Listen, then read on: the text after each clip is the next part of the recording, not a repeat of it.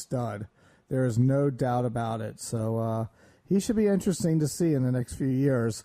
Let me ask you this, because this is really a in my mind, the biggest issue I see going on in the Baltimore area is that I was visiting somebody on Hamlet Avenue, and Dougie's didn't deliver to Hamlet. Could you explain why there is such a limited delivery zone?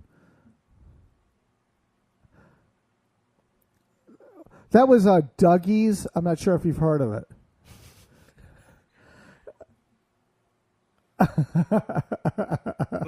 Yeah. I mean, I tried to order it. They said I was out of the delivery zone, but I digress. Silver Spring? No, I'm just kidding. Hamlet Avenue? I mean, really? Is that too much to ask?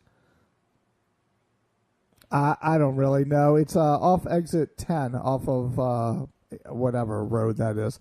But anyway, like I said.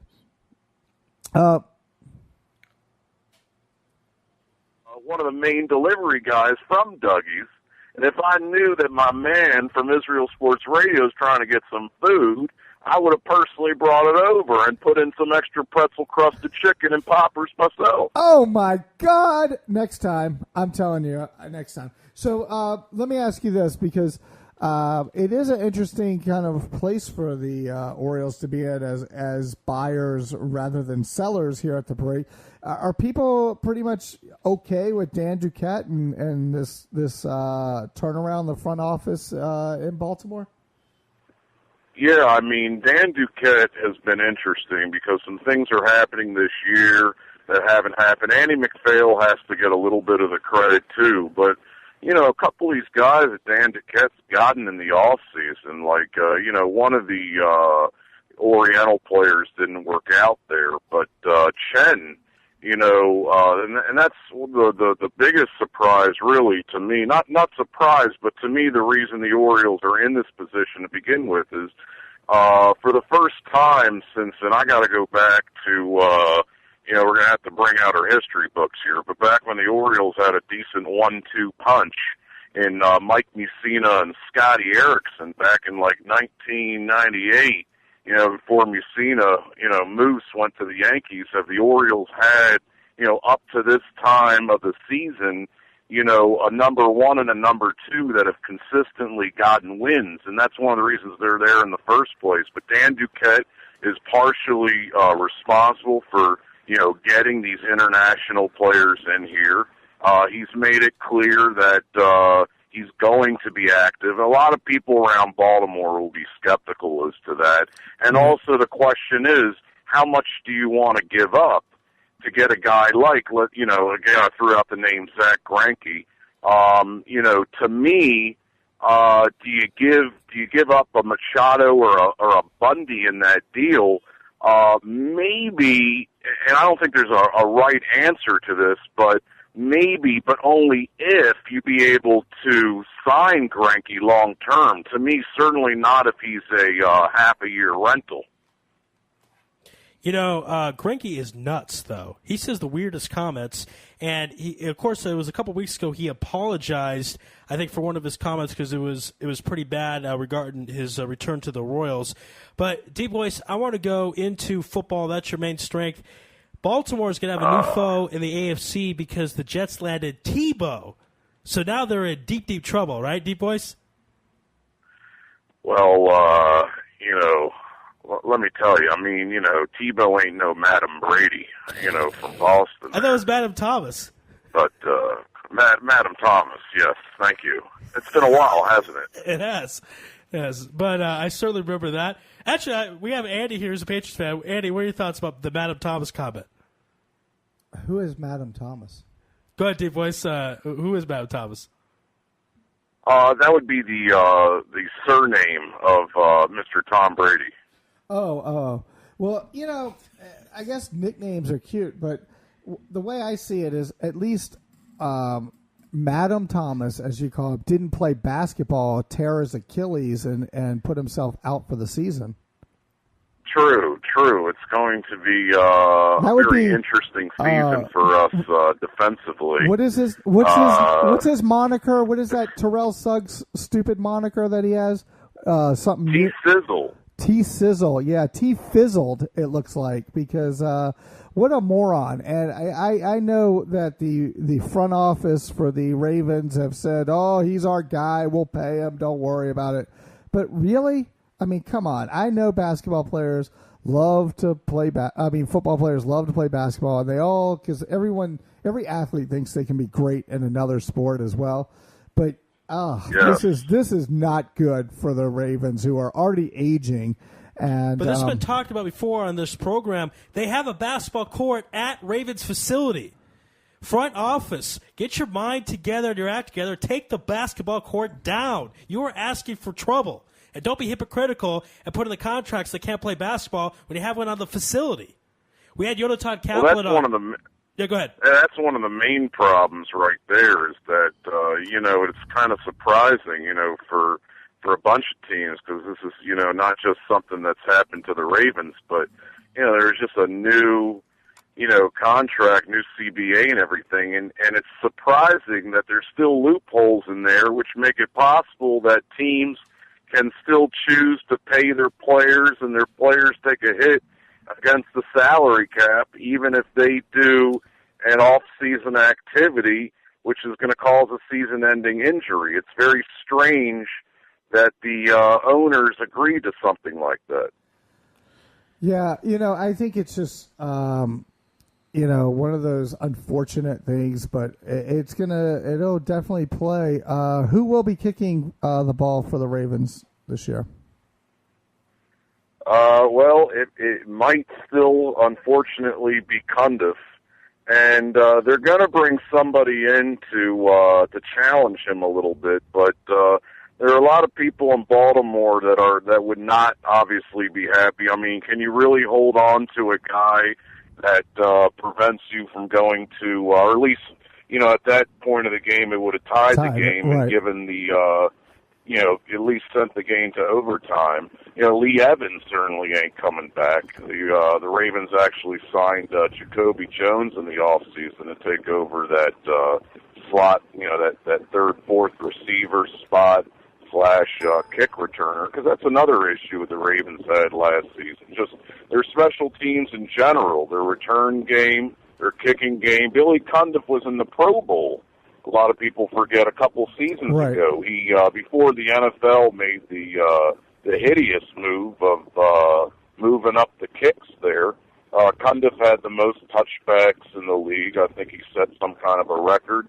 And some people forget about that. It's questionable whether you can forgive a player like that, keep him on.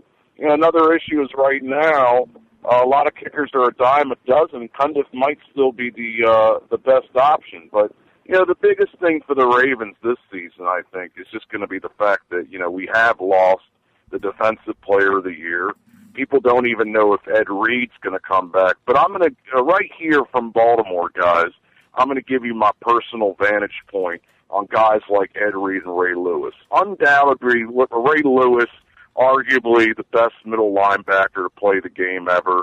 Ray Lewis, Ed Reed, arguably at his safety position, one of the best in the game ever. But the problem is, and this should have been a big difference with the game last year, is that game was played in New England. And the Ravens had both teams, New England and Baltimore, along with Pittsburgh, the whole AFC North, as a matter of fact, had rather soft schedules last year, which is a big difference between last year and this year. The Ravens, AFC North, I'm not so sure about the AFC East, but the Ravens are going to have an extremely difficult schedule this season. They have to play the NFC East. But where I was getting with that was that game last year, many believe should have been played in Baltimore. We lost games last year on Monday night to the Jacksonville Jaguars, and the reason I was bringing up players like Ed Reed and Ray Lewis is because I love the guys. Both University of Miami have obviously been incredible for the Ravens and for the sport. But last year, they did not consistently play at a high level during the regular season. There's a reason you play the regular season. The regular season is not as big as a playoff game, but these guys came to play in the playoff. As you remember, Ed Reed made a huge tackle or a deflection of the ball against Tom Brady late in that AFC Championship game. Huge plays, but he wouldn't be there like that during the regular season.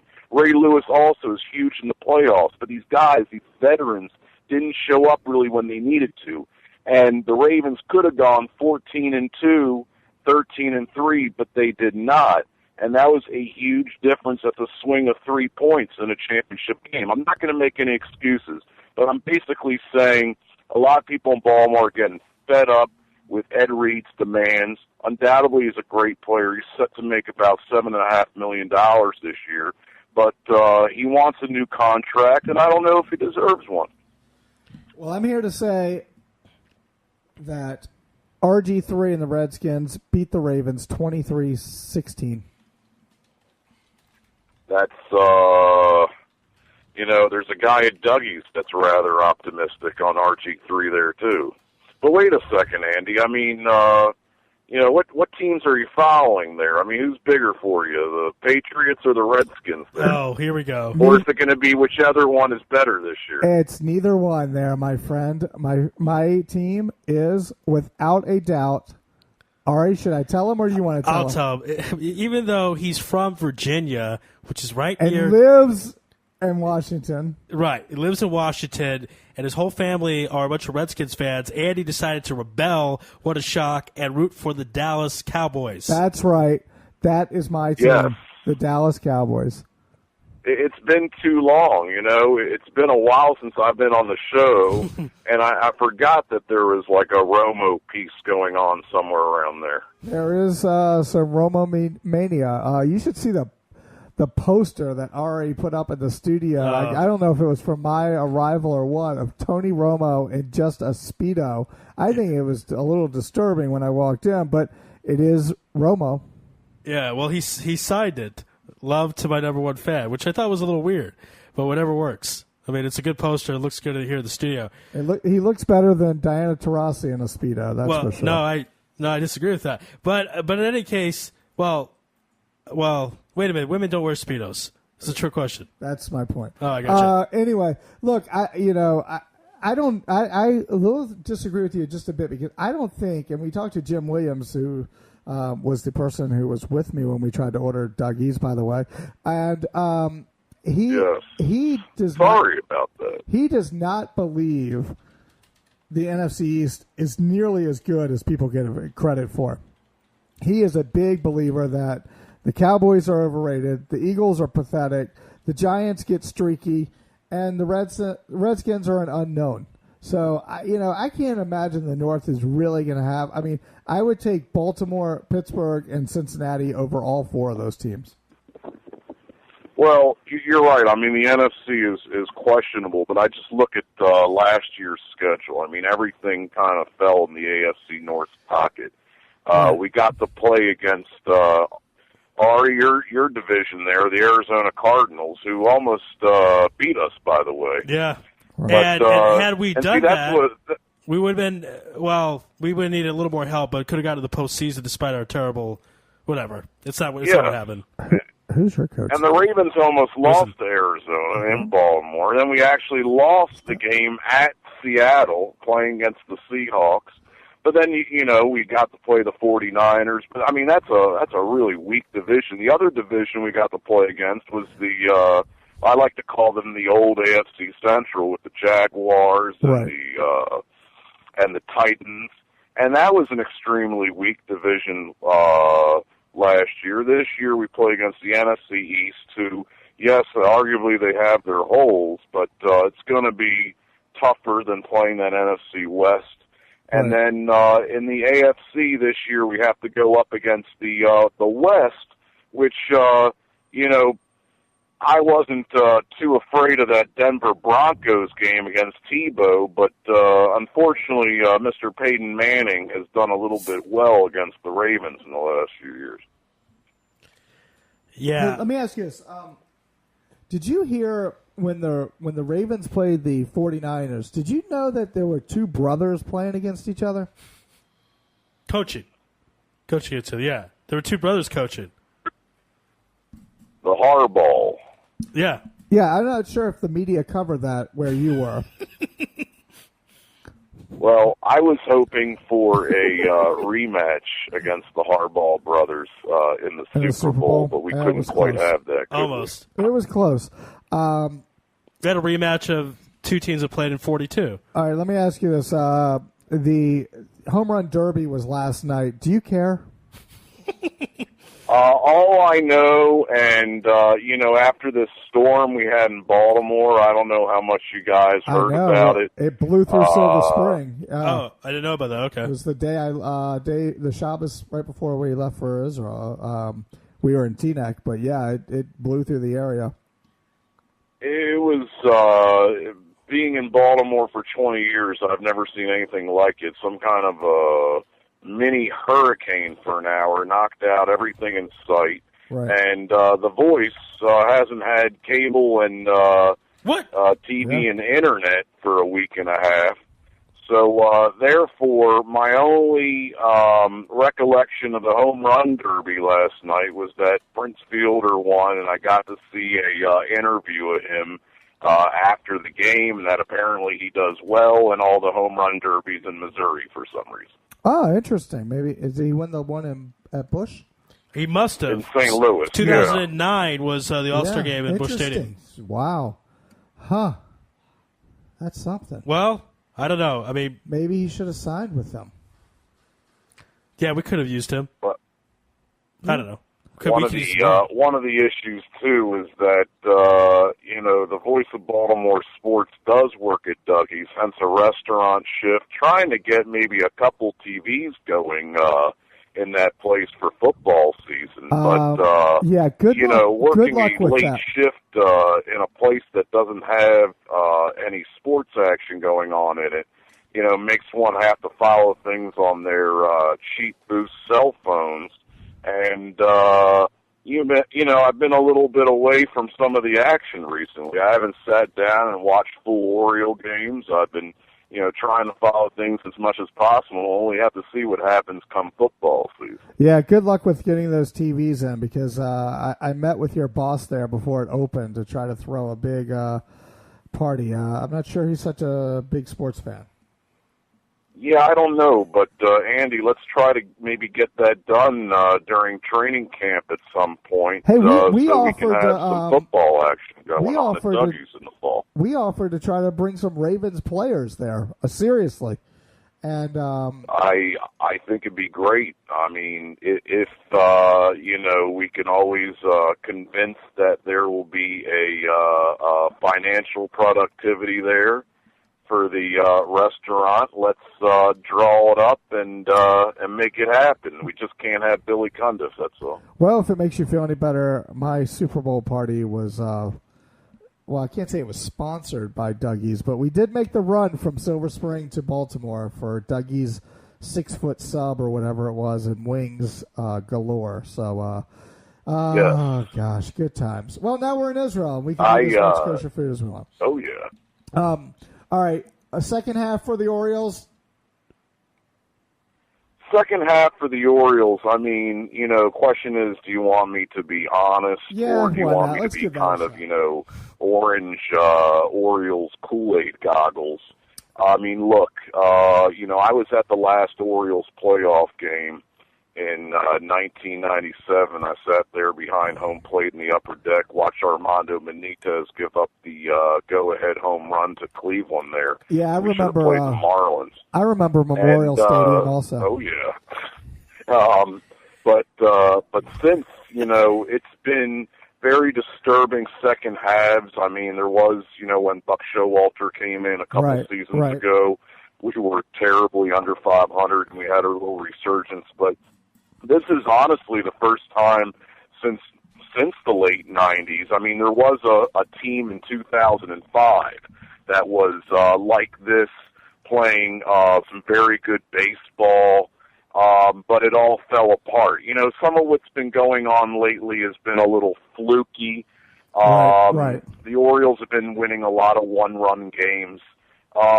There's also a common denominator that happens in the second half of the season, which is that we just don't have the quality of starting pitching to make up for as far as how deep they go into games. So you'll see our bullpen doing very well in the first half, and then they've pitched so many innings that our bullpen, which pitches well under a 3.5 ERA to start the season, they start to go over 4 there, and it's not a good combination. And you start seeing it happen to some of our relievers. We might be in the market for a couple of players to improve us. But another thing with the Orioles this season, and something that could have us, instead of being 5 games over 500, even a few more games, closer to the Yankees, is the defense has been horrendous.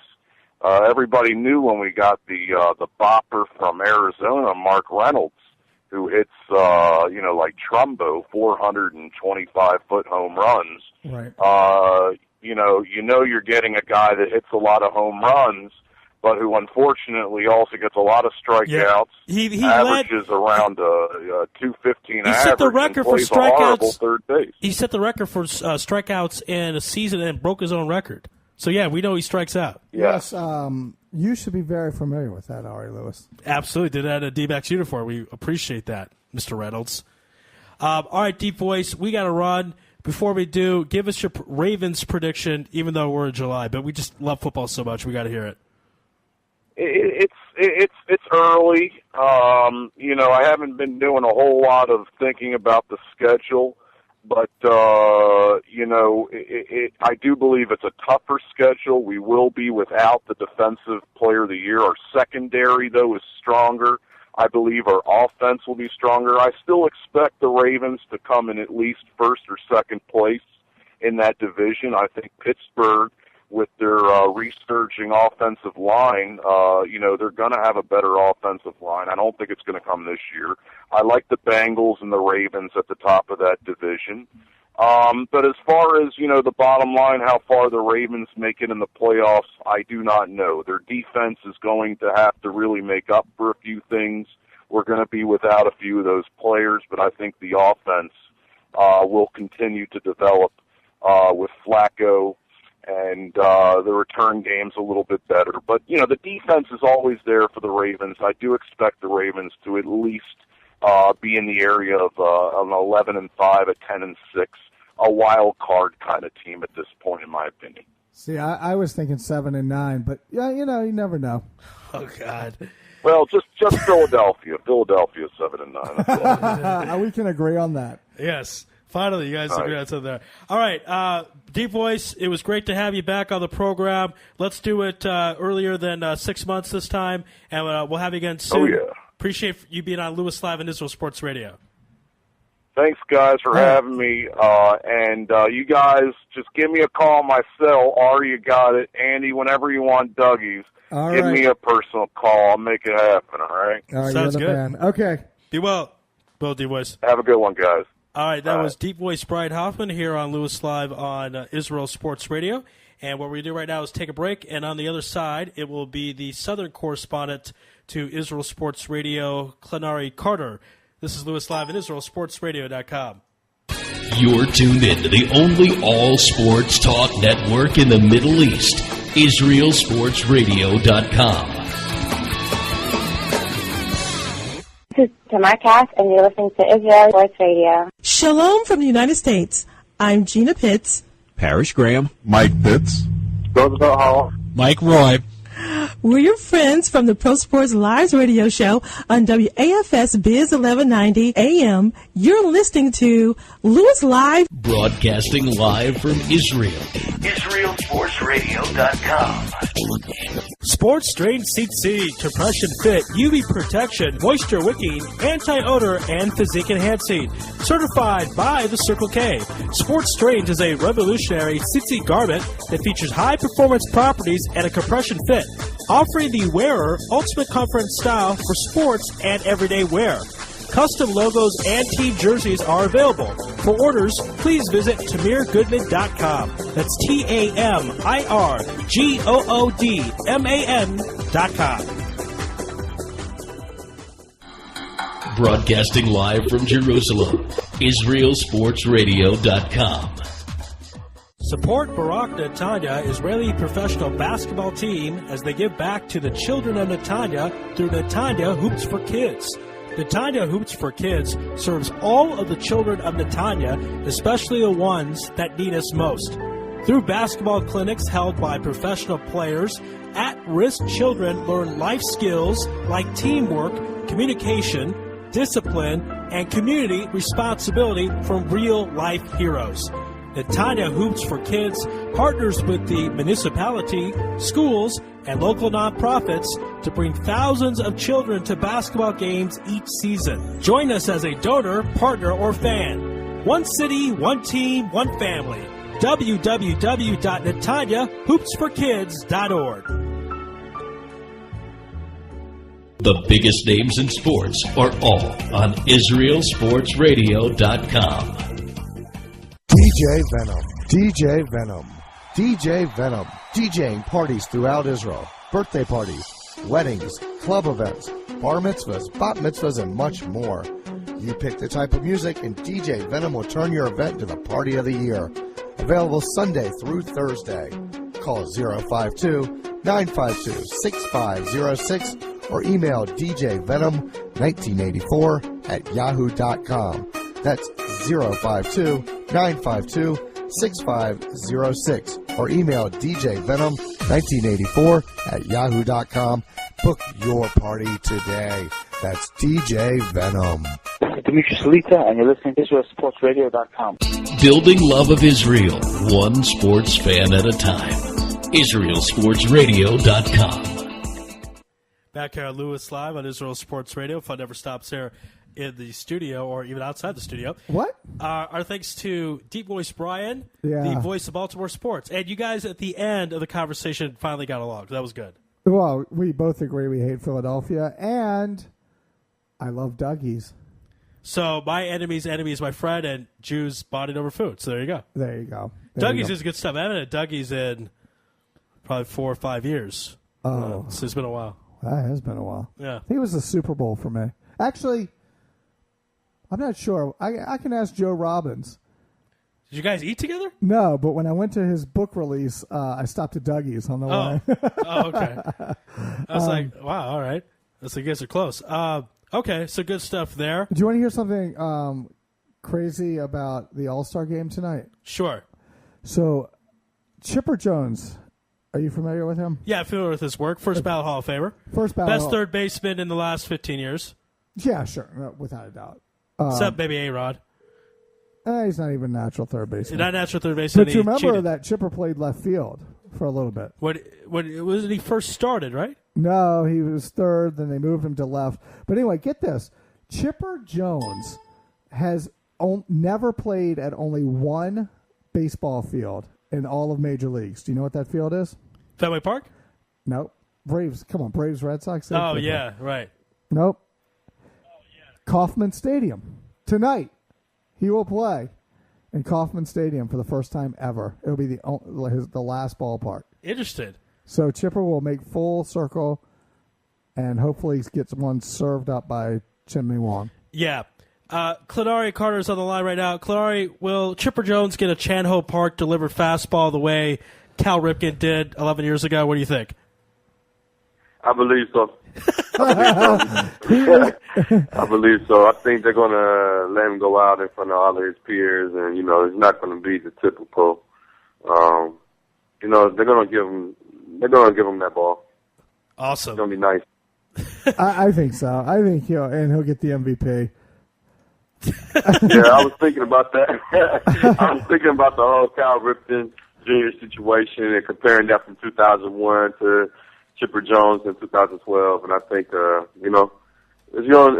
to be fun. It's going to be a good one. It's funny. I mean, Ari knows this from a longer than need be car ride the other day. My 9-year-old is obsessed. With the All-Star game. And he's asked me questions, and I'm like, I don't know. And I'm a sports talk show host. He's like asking him who's the third string second baseman or something on the All-Star on the NL team. But your guess is as good as mine. But he said to me, he's like, if you had to pick one player, who's going to be the MVP? And I'm like, Chipper Jones. I'm like, that was the only answer I could come up with, right off the top of my head. So, What do you think, Clary? I've asked everyone this question. The home run derby, is it kind of like the slam dunk contest at this point? Some people love it. Others just don't care. Well, I think we all care. Last night was a little long. The home run derby lasted. I mean, I went to school because I take classes or whatnot. So I went to school, took my classes, came back, and I was very upset. I was like, man, I'm gonna miss the home run derby. I turned it on, and he's still hitting home runs. I said, oh, well, it's about 10 o'clock.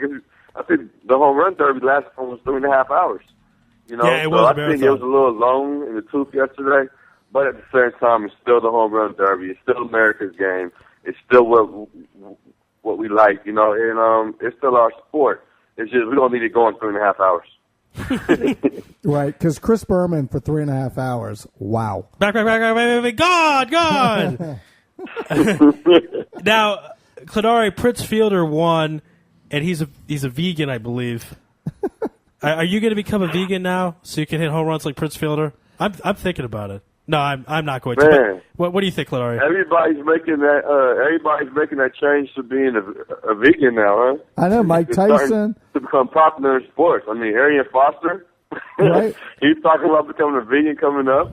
You got Prince Fielder. I don't know. I think we got to kind of sit back and wait. I want to see how everything kind of pans out. I want to see if Prince Fielder can go on ahead and see if this actually gives him a resurgence to the second half of the baseball season. If it does, I'm all for it. If it don't, hey, I'm gonna sit back and enjoy myself and still eat my my shrimps and steaks and things like that. You know, that's just me. You know, we have this little suburb, I guess you call it a suburb or a neighborhood, if you will, Jerusalem called Nachlaot, which is very hippie-like and has a lot of these vegan places. I remember there was this guy that has some vegan house, and he's talking about how healthy veganism is, and he is pale as could be and, like, bony. So that's the thing. People might think it's. But Prince Fielder doesn't fit either one of those. I know, but just for the record, he's a professional. But he's a professional athlete. Well, it's kind of like it's working for him. But there are athletes that eat like crap, and then they still look like athletes. I'm just saying, so that they're just born that way. It doesn't matter what they eat. And keep in mind, people in it's the protein, man. It's the protein. Yeah, people always forget when you eat that. It's the protein, man. Right, protein is good for you. Ari didn't tell potatoes and steaks and things like that. It's good for you in a certain way. And MJ did those commercials for McDonald's, so right, and Larry Bird. So you know if they're doing a commercial for them, they must be eating there all the time. And Michael I'm sure Phelps is eating Subway. And I'm sure MJ was really drinking Gatorade instead of water. That's right. Not water, Gatorade cups.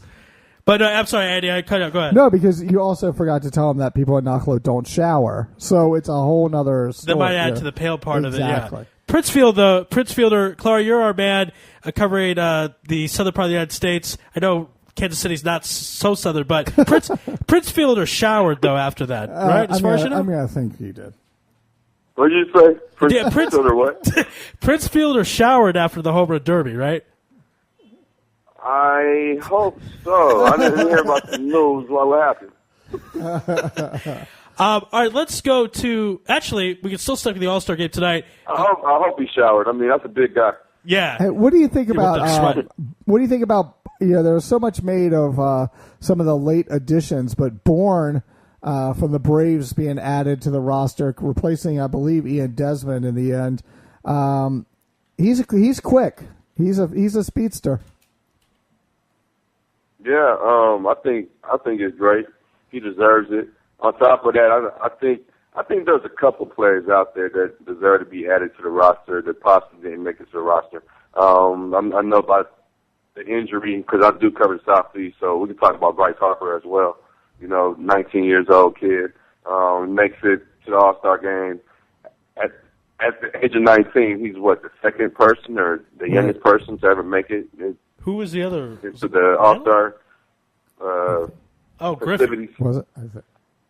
Harper, Bryce Harper. Right. But who was the second guy that made it at 19? Was it Griffey? That's what I'm thinking. I'm actually looking at it, and I know Griffey, he had 3 home run derby championships, but I'm trying to remember if Griffey was the one that made it at the age of 19.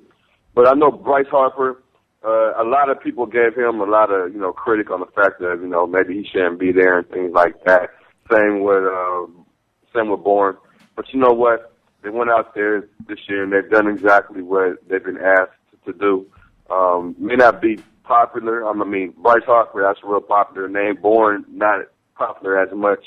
But when you go out there and you do your best, if you're being recognized by your manager who's going to be managing the All-Star game and they put you in, and my hat's off to you. I'm not here to knock anybody. Right. Like that. So. Bryce Harper is, he's what's right about baseball. Him and Trout. These guys, these young guys that are really putting up numbers. They're fun. I love seeing, that Pete Rose hustle. He always takes a peek back on ball 4. He wants to see what happened, and it's, I know from living in D.C., it's, it's the buzz, without a doubt.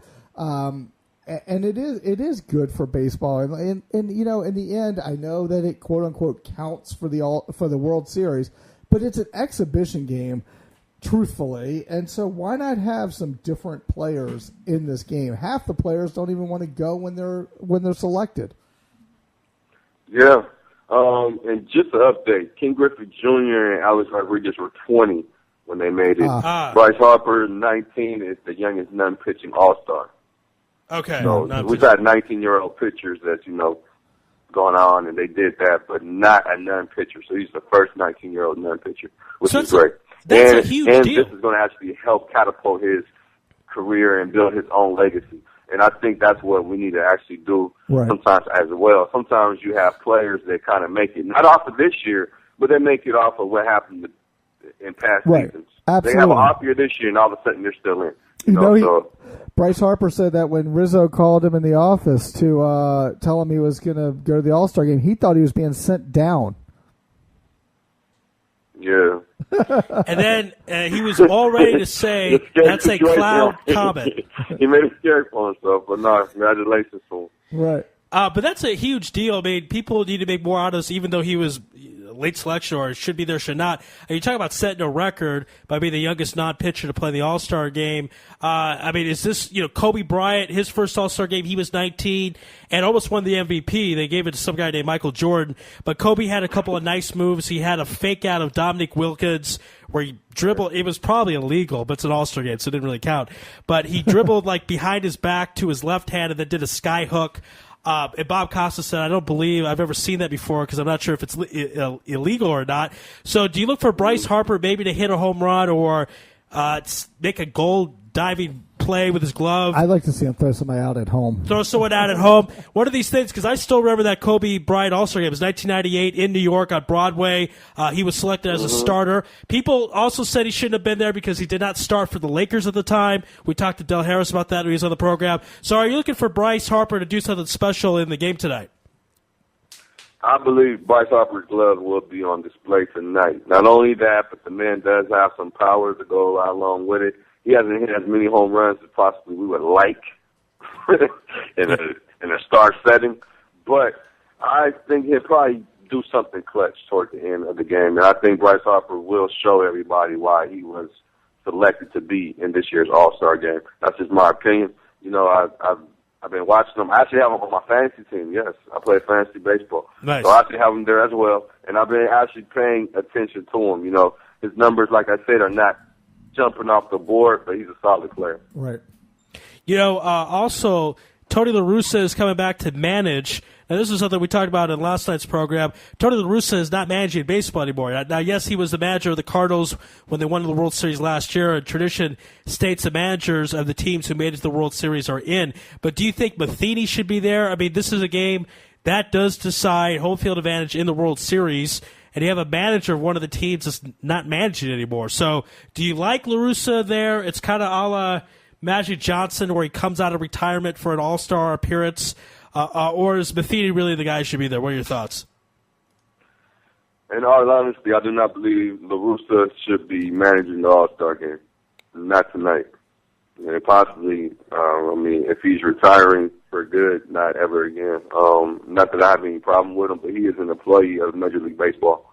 He's an employee, actual employee. So here you are, you have an actual employee of Major League Baseball helping decide who's going to have home field advantage in the Major League Baseball World Series. Yeah, Kinda that's a great point. iffy. I think there's a problem there. And that's my only issue. Now, if he wasn't working for Major League Baseball, I wouldn't have a problem with it. But the fact that he is working there, and that's his role, I do have an issue with that. Great point. David Stern said there was nothing wrong with this move. Yeah. No, but that's an excellent point. Truly a conflict of interest. I'd be curious. Let's say, for some reason, Tony La Russa managed the American League. I mean, they wouldn't bring him back to manage the NL All-Star game, right? Well, So you mean if he switched? Yeah. Right. It's a great point. But I agree. You know, I guess I didn't realize or forgot that he was a employee of Major League Baseball. Because you know what? It could really play a huge. I mean, think about it. Not that La Russa's a chess player, and this game, I mean, it's probably not going to be so much of a pitching duel. It's an All-Star game, but it could come down to one run, and La Russa puts in a pinch hitter here or a pitching change. He actually could affect where the World Series will be played for the first the Nationals will play in the World Series. Where they'll be watching. He kind of already did that by actually not letting R.A. Dickey start. Exactly. And actually letting Matt Cain start from out of San Francisco. Exactly. And everybody knows that if you look at this year alone, Dickey's numbers are better. I mean, they might be slightly better, but the fact is that they are better, and Dickey deserves to actually start.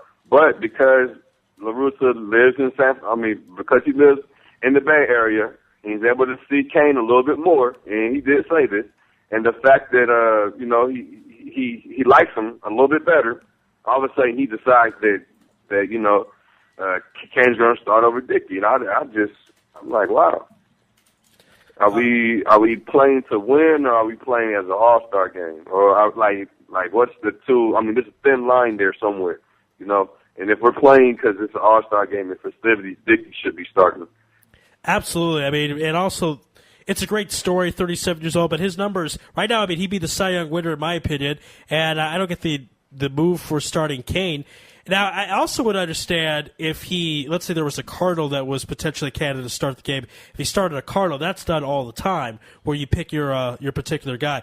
Clinari, before we let you go, let's go to some trade talk, rumors. It looks like Howard's on his way out. The rumor is 10 players involved, 3 teams. The Brooklyn Nets, Orlando Magic, and the Cleveland Cavs, home to Omri Caspi. What do you think at the end is going to happen? Any way that Dwight Howard is not out of Orlando by the end of the week? You know what? I've been seeing this merry-go-round happen over and over and over and over and over and over and over again to a point where I want it to end. Now, do I really think it's going to end? I'm not sure. I really think this is something that could be dragged on. As I've seen, the Cavaliers actually pulled out the Dwight Howard deal. You know, there's always something that's not going to be right with this whole entire situation. And Dwight Howard, he brought it upon himself when he went on ahead and caved in and decided that he was going to sign that extension. If you're going to sign the extension for one more year, play and be quiet. That's just my opinion. I mean, because you made a financial decision, you made a career decision, you made and I mean, that's what you're supposed to be doing. And so you also made if he wanted to be a free agent and he wanted to control his destination, he shouldn't have signed that 1-year contract. Right, and he also made a career decision. He also made a career decision for Stan Van Gundy as well. Yes, yes, and the GM, right, and everybody else in that entire organization.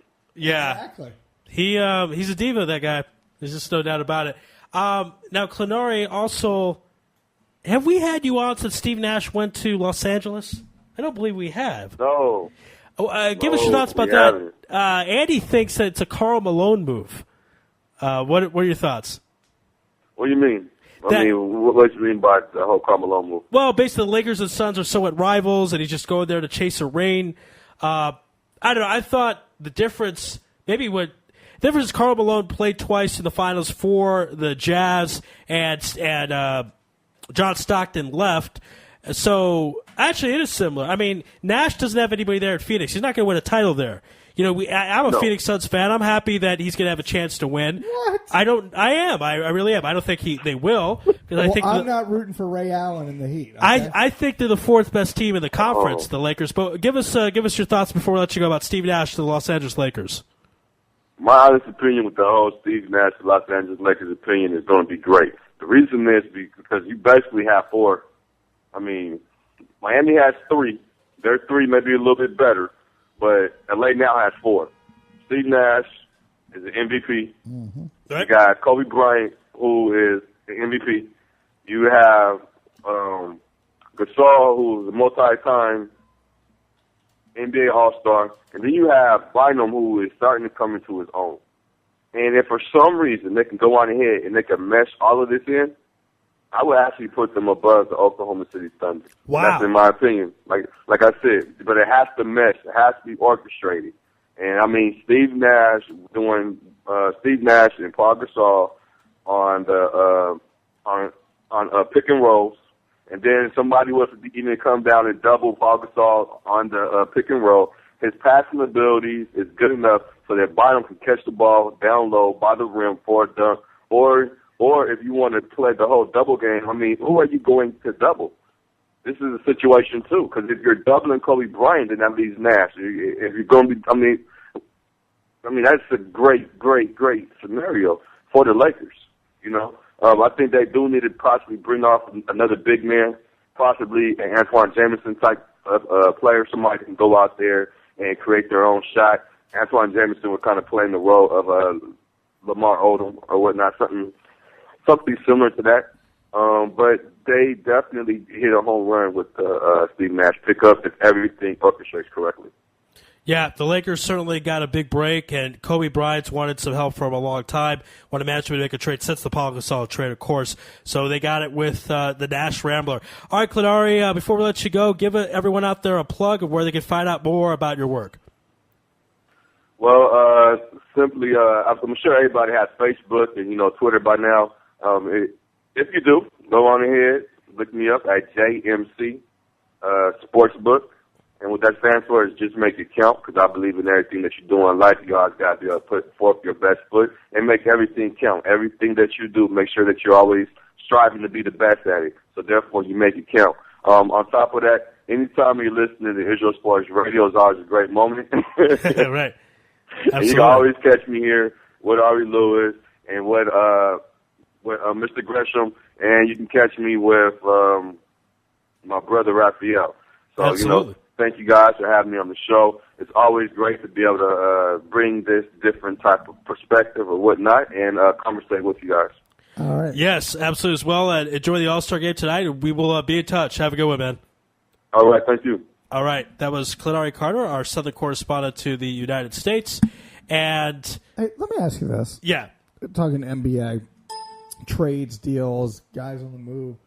He mentioned that if they got an Antoine Jameson type, a big man, that kind of thing, blah, blah, blah. No one made much of a deal about the whole, 2 years ago when Kendrick Perkins was sent to Oklahoma City. Right.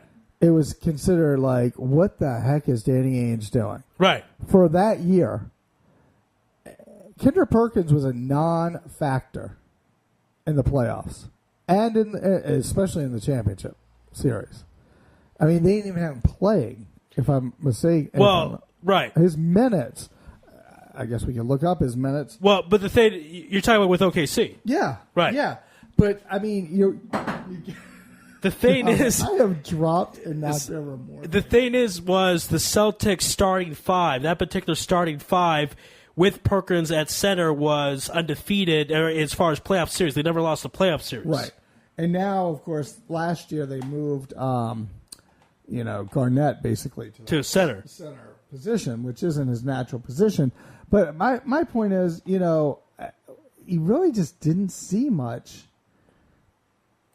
out of Kendrick Perkins. I don't know. Kind of strange, right? Well, I'll tell you like this. Maybe Age knew something. Maybe Age knew that injury wasn't going to recover so well, heal so well. Maybe that's what he was thinking. By the way, before we go to commercial break, I was just thinking about this, that you have Steve Nash and Kobe Bryant on the Lakers, 2 members of the 96 draft class, that famous draft class with 10 All-Stars and 3 MVP winners. The third MVP winner, in addition to Nash and Kobe Bryant, Allen Iverson. And who would have thought that Allen Iverson would not be around anymore? I mean, at this point, that you have Nash at 38, who's still kicking, and Kobe Bryant, I believe, 35 in the summer. And not only is Allen Iverson not in the picture, he hasn't been around for about 3 or 4 years. Oh, yeah. I mean, he played 2 years. He stole money in, Greece or something. Right. Yeah. And he was my favorite player in 2001 because we had so much in common, being the shortest guy on the court whenever we played.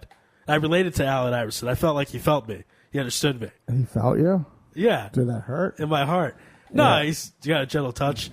But all right, so AI is my boy. Here you go. If you want to know, Oklahoma City, basically game 3, it looks like Perkins had 33 minutes.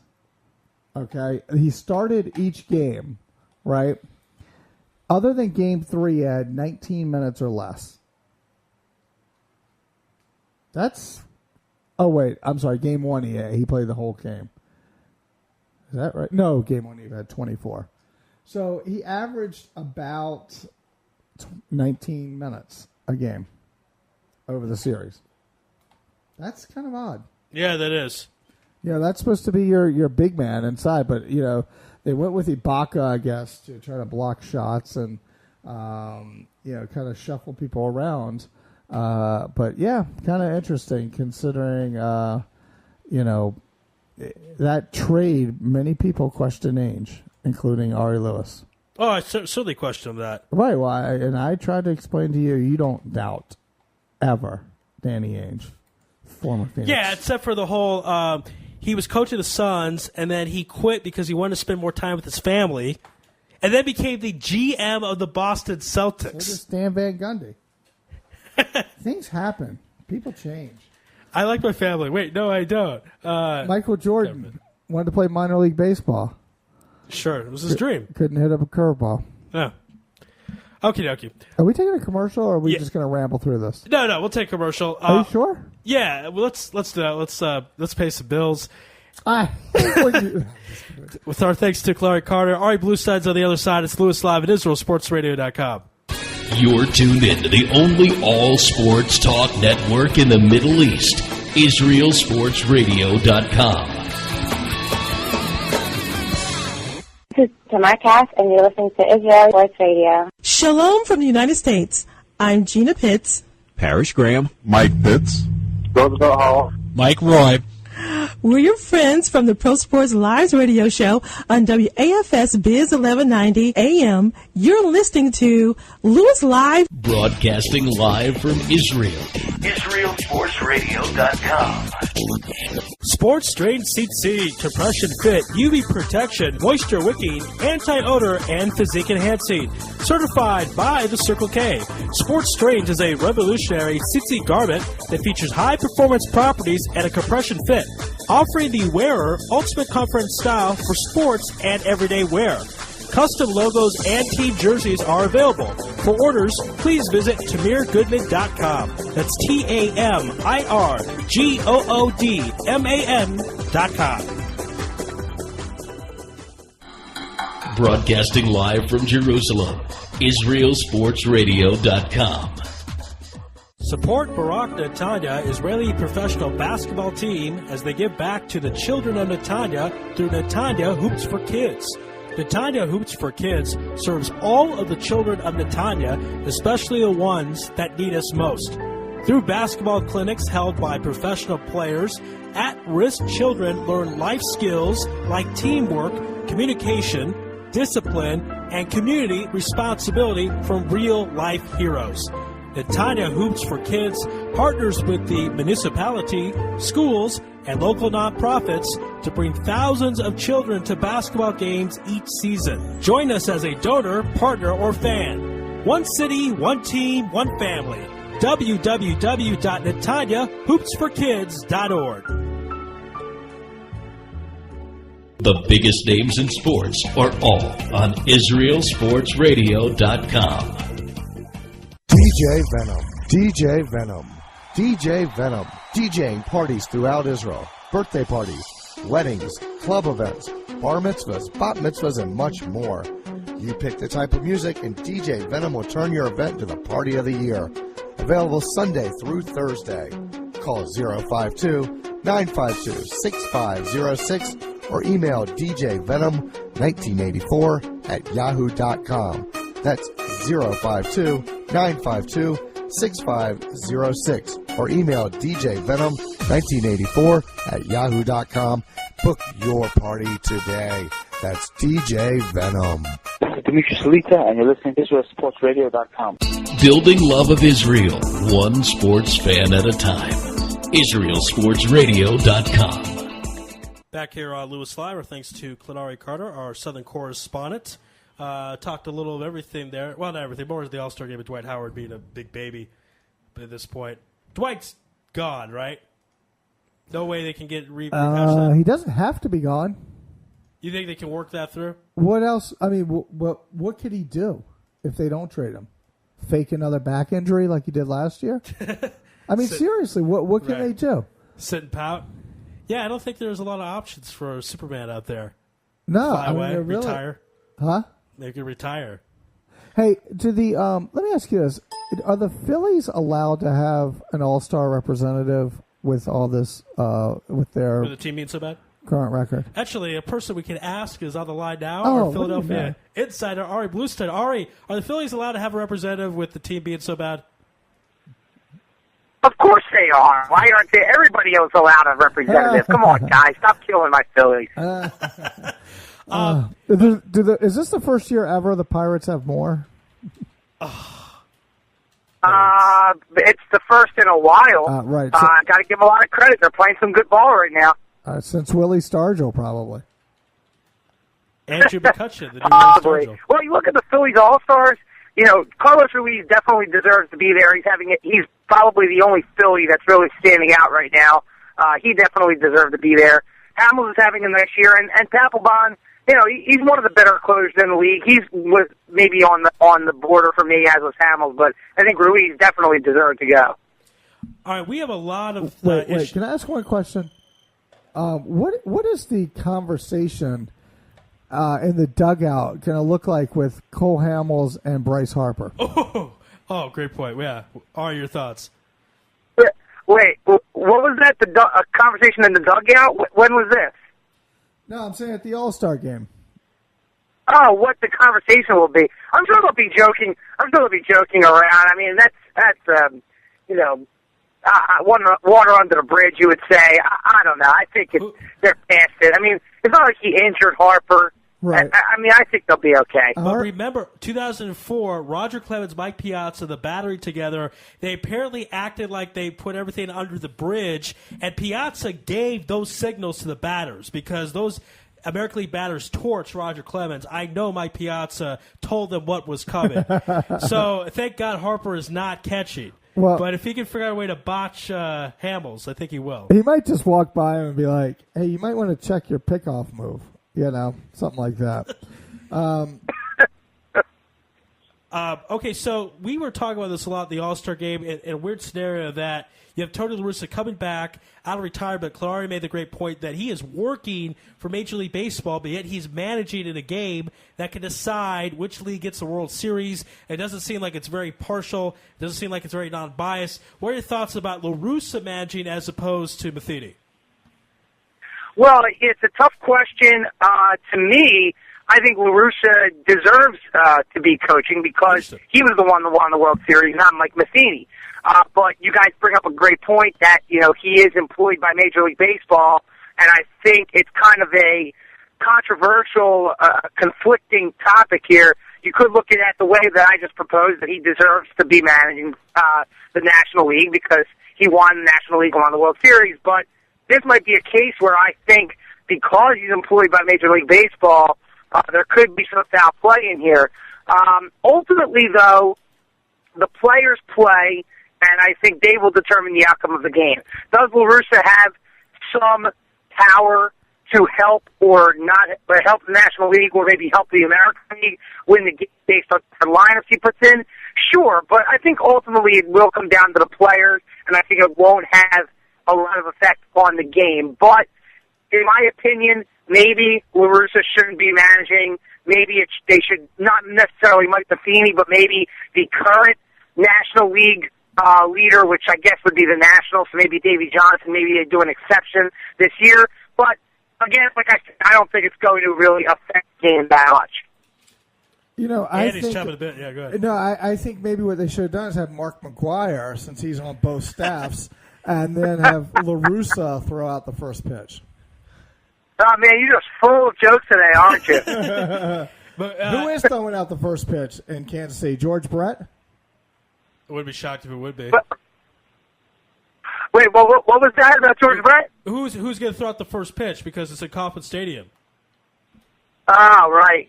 Well, George Brett was talking up a storm on the home run derby last night, I wouldn't be surprised if he threw out that first pitch. Now, the last time the game was in Missouri, of course, 3 years ago, President Obama threw out the first pitch. So really, yeah. I mean, he tried to. It was a little bit weird. Did he go out the White Sox? The basketball. Yeah, right. Yeah, he's from Hawaii, so he has a little bit of a weird motion. He is. I'm just kidding. Another joke. Ari's the one that. Anyway, I never said he wasn't born out of Hawaii. I don't know. Kenya, Hawaii, potato. Same thing to me. But anyway, okay, and the home run derby, of course, won by Prince Fielder over Jose Bautista.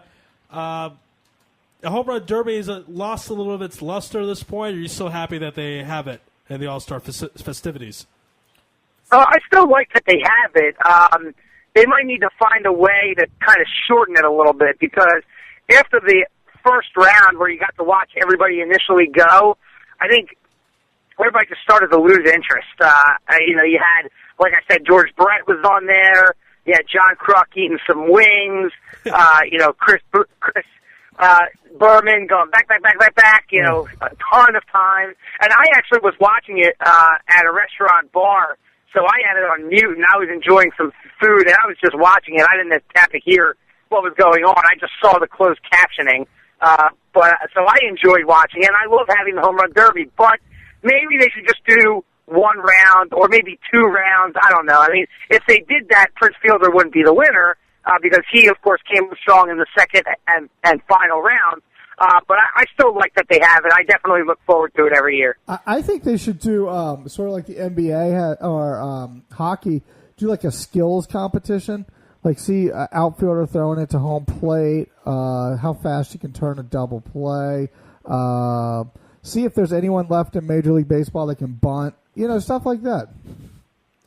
Yeah, I think that's pretty cool. That was actually suggested on the local radio station I was listening to earlier today here in Philadelphia. Suggested to maybe have hitters up there, and you have to hit 2 to left field, 2 to center field, 2 to right field, and really show your skills. And then you're able to hit to all fields. So, and then the double play, that's a good idea.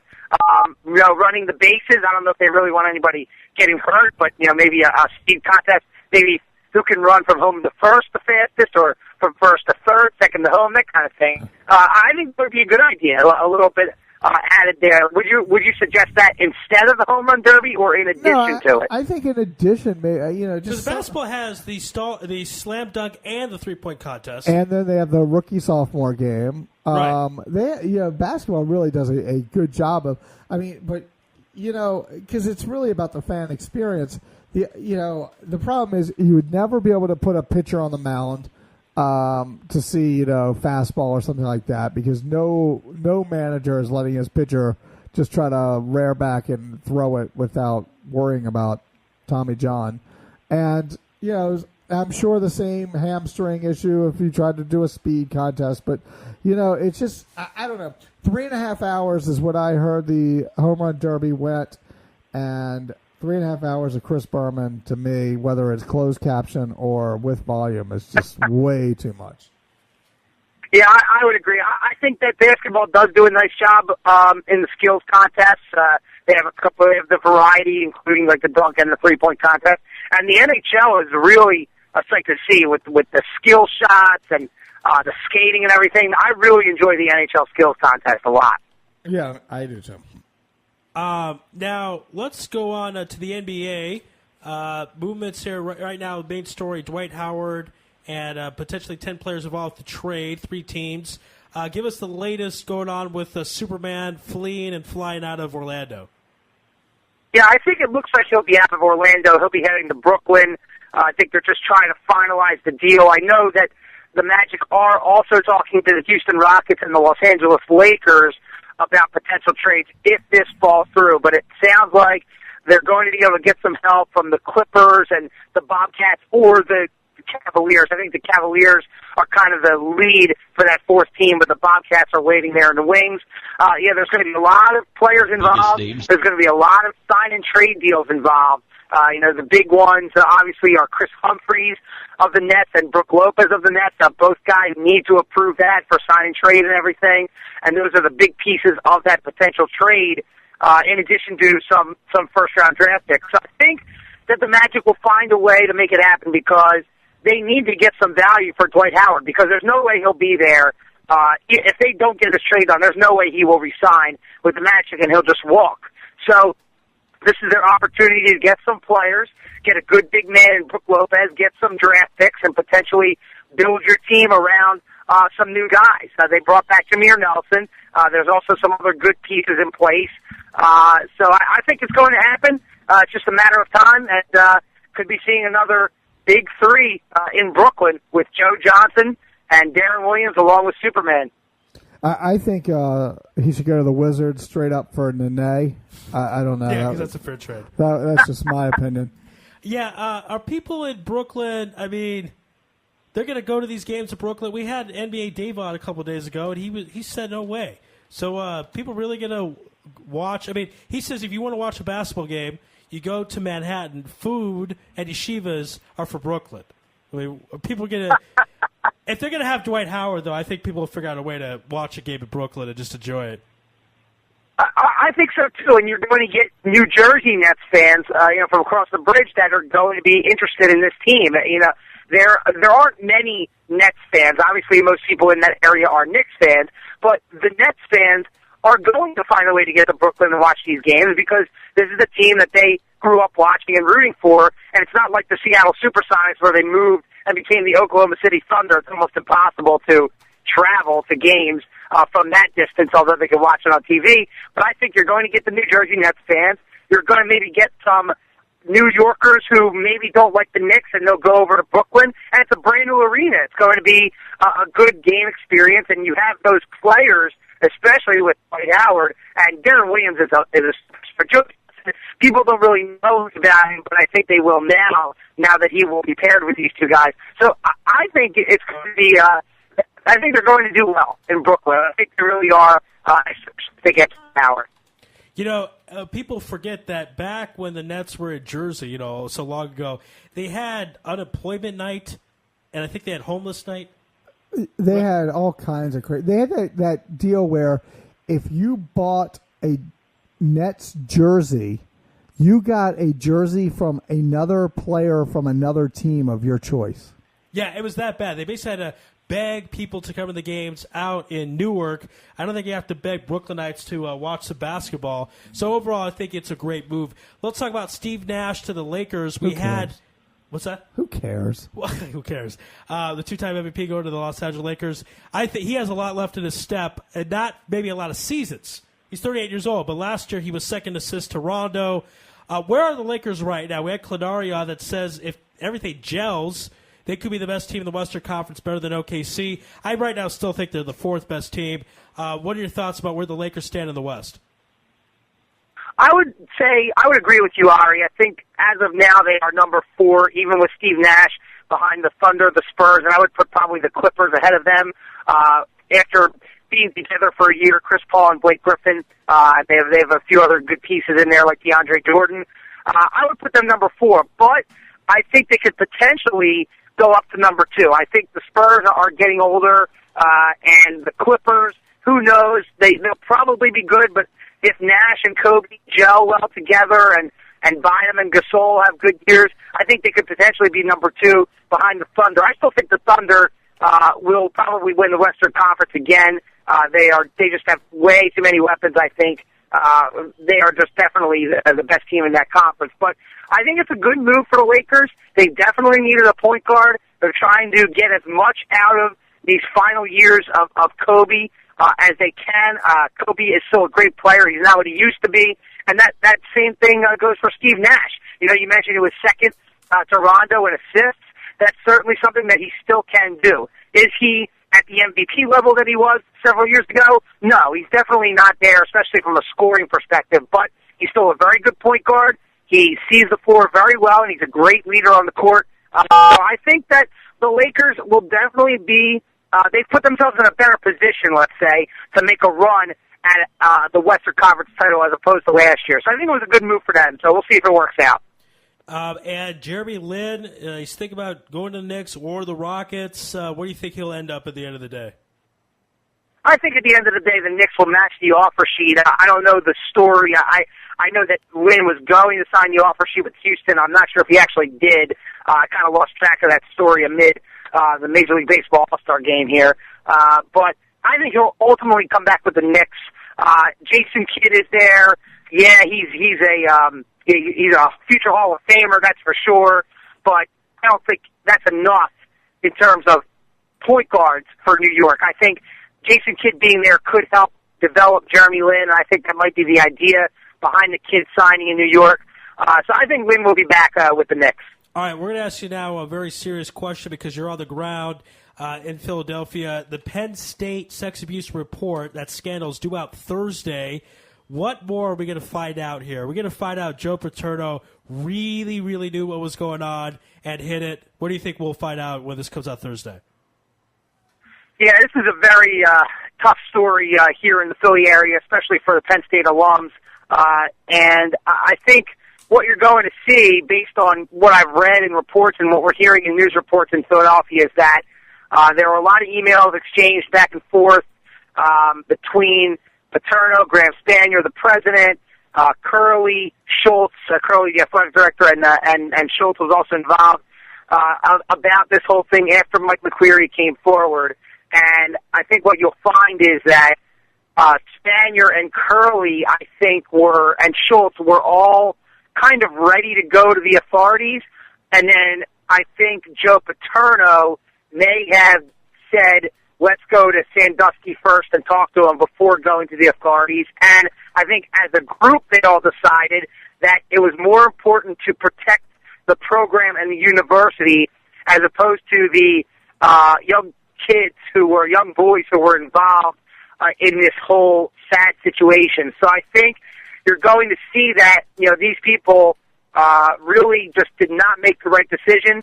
And Joe Paterno was at the head of making the decision not to go to the authorities. Those are the stories that I'm hearing, and it's a shame because Paterno was a great football coach, Sandusky was a great defensive coordinator, but in the end, they made some poor decisions, and Sandusky obviously made some very poor life decisions in how he handled his life. So it's going to be a sad day when these emails come out, and I think that's what's coming here in the Philly area.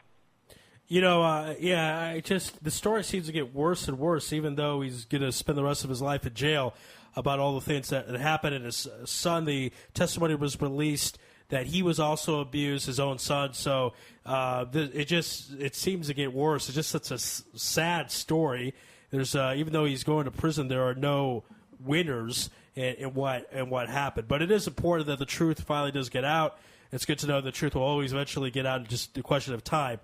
And in this case, it was a little too late, but we still know what happened at the end. And leave you off with something a little bit happier. Bryce Harper, 19 years old, and we were told by Larry Carter that he is the youngest non-pitcher to play in an All-Star game.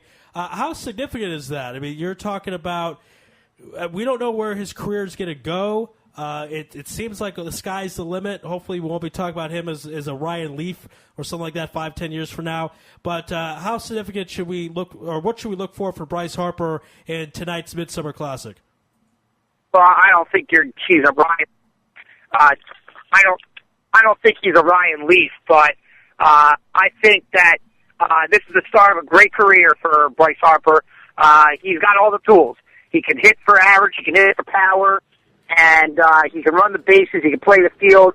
I mean, the kid is as advertised.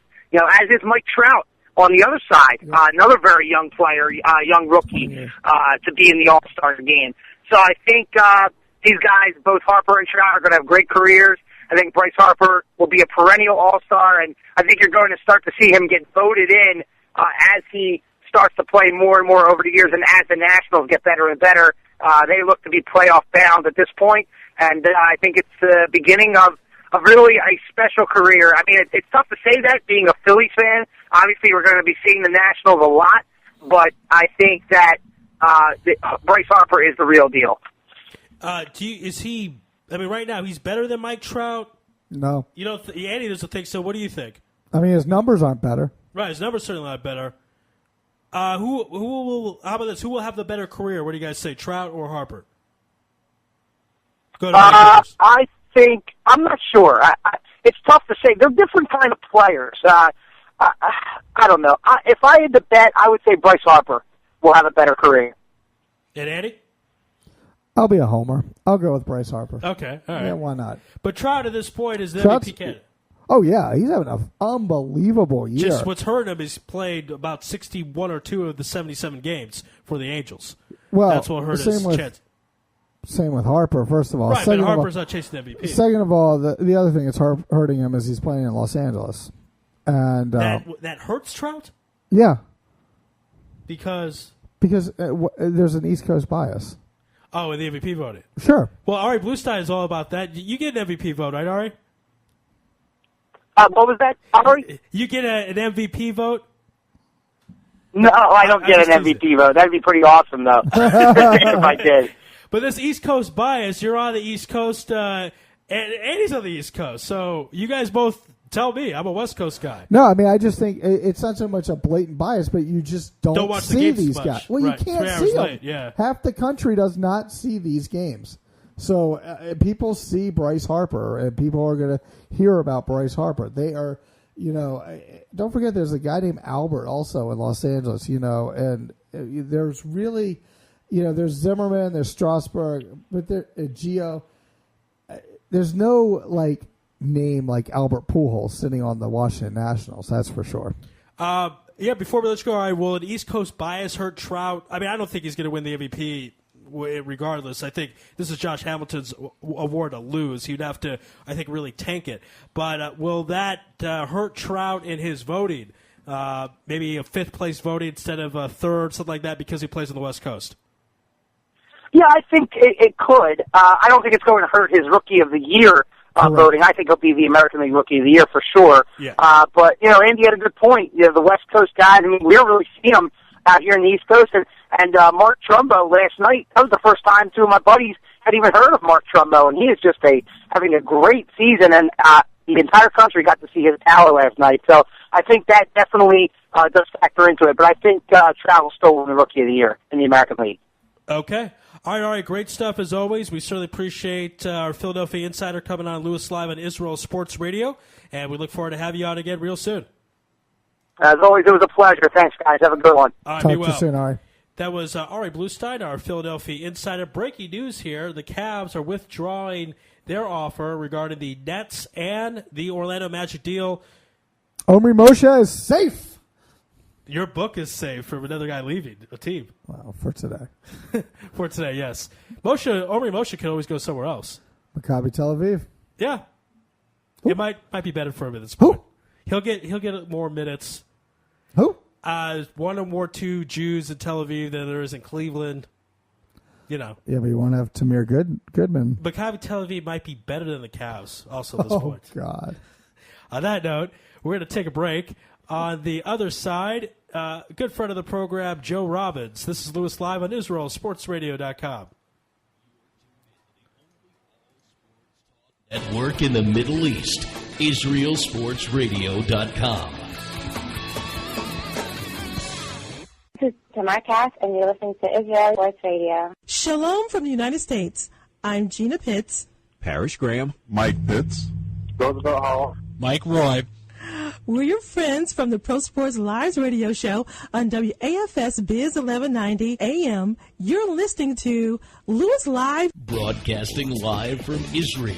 IsraelSportsRadio.com. Sports Drain CC, compression fit, UV protection, moisture wicking, anti-odor, and physique enhancing. Certified by the Circle K. Sports Drain is a revolutionary CC garment that features high performance properties and a compression fit, offering the wearer ultimate comfort and style for sports and everyday wear. Custom logos and team jerseys are available. For orders, please visit TamirGoodman.com. That's TamirGoodman.com. Broadcasting live from Jerusalem, IsraelSportsRadio.com. Support Barak Netanya, Israeli professional basketball team, as they give back to the children of Netanya through Netanya Hoops for Kids. Netanya Hoops for Kids serves all of the children of Netanya, especially the ones that need us most. Through basketball clinics held by professional players, at-risk children learn life skills like teamwork, communication, discipline, and community responsibility from real-life heroes. Netanya Hoops for Kids partners with the municipality, schools, and local nonprofits to bring thousands of children to basketball games each season. Join us as a donor, partner, or fan. One city, one team, one family. www.netanyahoopsforkids.org. The biggest names in sports are all on IsraelSportsRadio.com. DJ Venom, DJ Venom, DJ Venom, DJing parties throughout Israel, birthday parties, weddings, club events, bar mitzvahs, bat mitzvahs, and much more. You pick the type of music, and DJ Venom will turn your event into the party of the year. Available Sunday through Thursday. Call 052-952-6506 or email djvenom1984@yahoo.com. That's 052-952-6506 or email djvenom1984@yahoo.com. Book your party today. That's DJ Venom. This is Dimitri Salita, and you're listening to IsraelSportsRadio.com. Building love of Israel, one sports fan at a time. IsraelSportsRadio.com. You're tuned in to the only all-sports talk network in the Middle East, IsraelSportsRadio.com. This is Tamar Cass, and you're listening to Israel Sports Radio. Shalom from the United States. I'm Gina Pitts. Parrish Graham. Mike Pitts.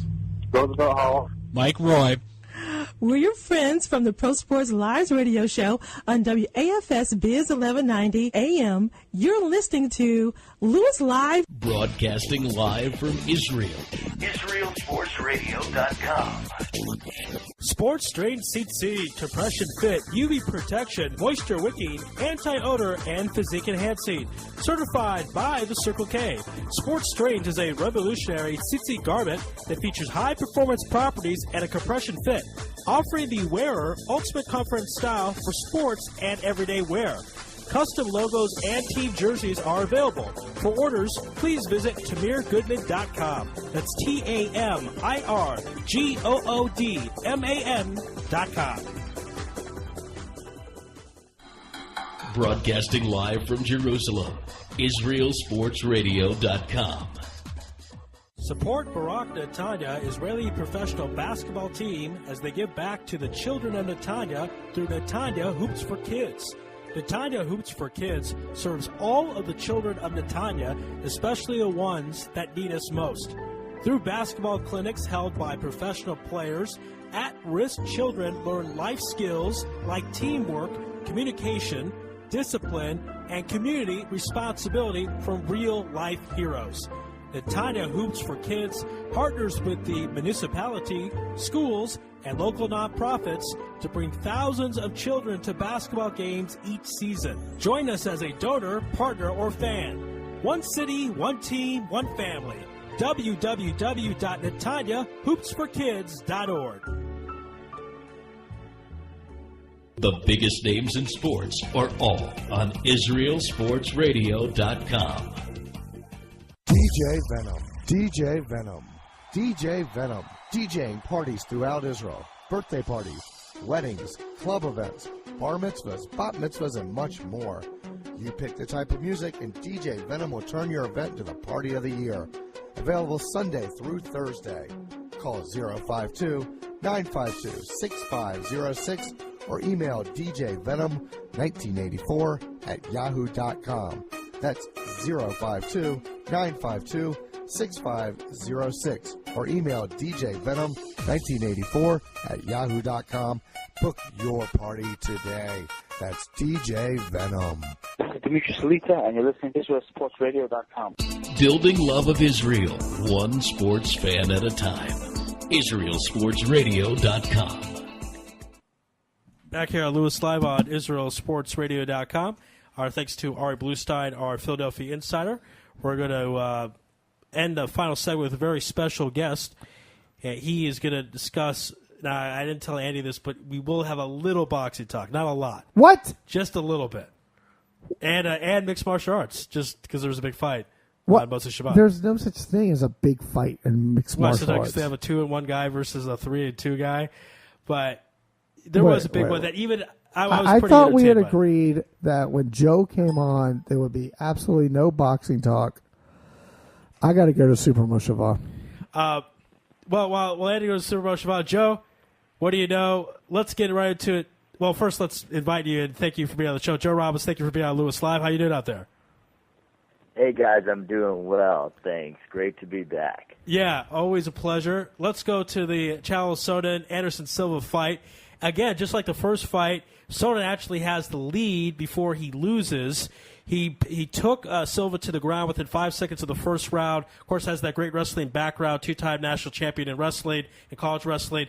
Takes him down. Silva has to keep fighting him off. Gets to the first round. Second round, he's losing, and then it looks like Sonnen kind of slipped, and then Silva was able to knock him out. So what happened in the final sequence in the second round of the big fight? Yeah, it looked like Sonnen was going for a spinning backhand, and with the way the fight was going, and like you said, Silva having been on the defensive the entire first round, pretty close to being saved by the bell there. I don't think it was going to be ended in the first round, but if it had continued, it might have been. The spinning backhand missed and sort of turned into a slip and a trip. He goes down, and Silva is known, in addition to being an amazing all-around fighter, Silva is known for his killer instinct and knowing when to really jump on his prey, so to speak. And once Silva saw Sonnen hit the ground, he was on him, and it was a flurry of punches and then a final knee to the chest that ended it in the second round. Well, that is... and the Yeah, sorry, go ahead. I was just going to say, the interesting thing is, like you said, in 2010 when they fought, Sonnen was leading the entire fight. He was a minute away from becoming the new champion. He was up for the entire fight, and then Silva got him in a triangle choke. And again in this fight. So it's interesting. You don't see it in a lot of sports, or maybe I should say in boxing or MMA a lot, where you have the best fighter in the world. He's so dominant, 15-0 now, Silva is, as a UFC fighter. Everyone's number one pound for pound in the world. But in the right circumstances, we've seen that he can be beaten. And usually when it's the number one guy, Floyd Mayweather, we've discussed so many times, has never been knocked down in his career, let alone lost, obviously, but never been knocked down. So you look at these guys, and a lot of the time they look pretty invincible unless a knockout punch comes or something like that they're not ready for. Silva has shown that he can be beaten, but maybe it speaks to his greatness that even when he's placed against a fighter who has the opportunity to potentially do that, he jumps on one miscue and it's over. He shows that he's the greatest UFC fighter of all time. Absolutely, hands down. As you mentioned, 15-0 undefeated. And Sonnen did a lot of trash talking for both fights. The first time around, he said this will be Anderson Silva's retirement party. Called Silva a bully, said that Silva pretends that he can't speak English but really can. And it looked like he was backing up his words. Of course, then lost the fight, and then he tested positive for a higher level of testosterone. Was pretty funny about that. He just said that he's just more of a man than other people. After the end of the second fight, because he mentioned that he was going to pat Silva's wife on the ass and tell her to make him a steak. Anderson Silva said we should go barbecue. So it looks like the bad blood is kind of done. Sometimes this happens when you have two fighters that talk, well, in this case only one really talked a lot of trash, but when there is bad blood and they have a good fight or a good 2-3 fights, that they seem to quell everything. So at this point it looked like that they're maybe not best of buds, but not enemies or combatants, if you will, anymore. I think so. I think Silva was more annoyed than anything by the talk. It was sort of like a fly buzzing around his ear, I'd say. I mean, and not that he wasn't viewing Sonnen as a viable opponent, but I think he was sort of like, he's going to talk, I'm going to do what I need to do. And from the other side, I think Sonnen has the utmost respect for Silva. After the first fight, he was angry because he was winning the whole time, and then he lost. But after this fight, again, it was a miscue, the slip or trip on a punch that he can't be too upset about because it probably would have ended the fight if it had connected. But I think he's come to the point, like you said, where it's sort of quelled. He realizes that, okay, this is the greatest ever. I had my chance, and whether it's because I slipped or not, he pounced on it and he beat me. And I don't think they'll fight again, but I think that things are okay between them now. All right, and Andy, don't worry. We're just going to talk about boxing really quickly. Then we'll go to the NBA. I want to talk about Floyd Mayweather's jail sentence. He was sentenced for, I believe, 3 months for domestic abuse. And he's talking about that his lifestyle in prison doesn't really suit him. He doesn't get to have bottled water. Doesn't get to work out. And they talked about some perhaps alterations in the prison because it affects his livelihood. And I just find it so comical because anyone who goes to prison, it's going to affect their livelihood. They're not working on their job for as long as they're in prison.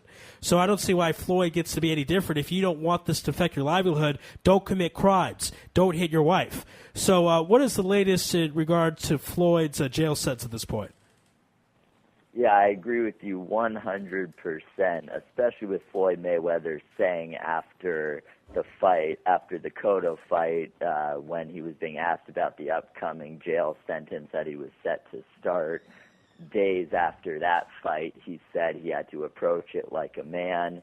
He had to basically live with the consequences of what he had done, and then he's in jail for 3 days and starts complaining and has the court convene for an emergency hearing because his livelihood is being affected and he might never be able to box again because of the deterioration to his body that he was seeing just after a few days. So it was completely ridiculous. The judge thankfully said, tough luck, you're staying in jail, as he should have. And so that's what it seems like will happen. Mayweather's going to finish out his jail sentence as he should. And, the interesting thing is he was facing 37 years in jail for the array of felonies.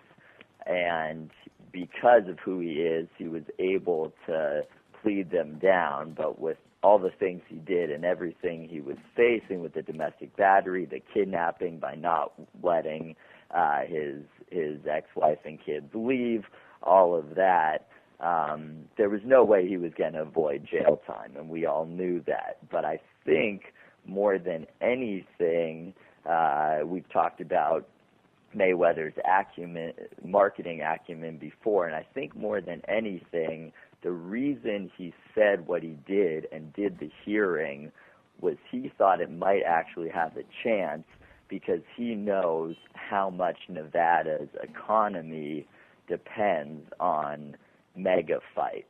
And with the next Pacquiao fight being talked about, moving to Texas, all these different things, I think that Mayweather said, hey, I'm only in here for 3 months. It's not like I'm in here for 3 years, so it wouldn't be that big of a deal. I'm in here for 3 months. Let's give it a go and say I might never be able to fight again, which means Vegas losing hundreds of millions in revenue. Let's see if I can get out in 3 weeks instead of 3 months.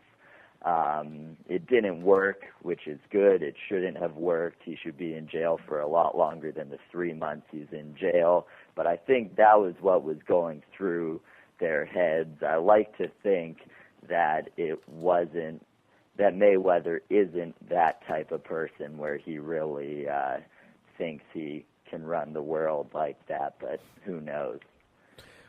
They're just such good stuff. It's funny. The soap opera continues with Floyd Mayweather Jr. We're speaking, of course, with Joe Robbins, going to NBA talks. I don't want to go to Dwight Howard to kind of beat that to a bush. Or what is the term, Andy? Being a dead horse or something like that? Boxing, yeah. But but let's go to some of the more less talked about movements for whatever reason. First of all, Tim Duncan signs a 3-year deal with the Spurs. I mean, this would be his final contract at this point, right? Isn't he 37 years old, I believe?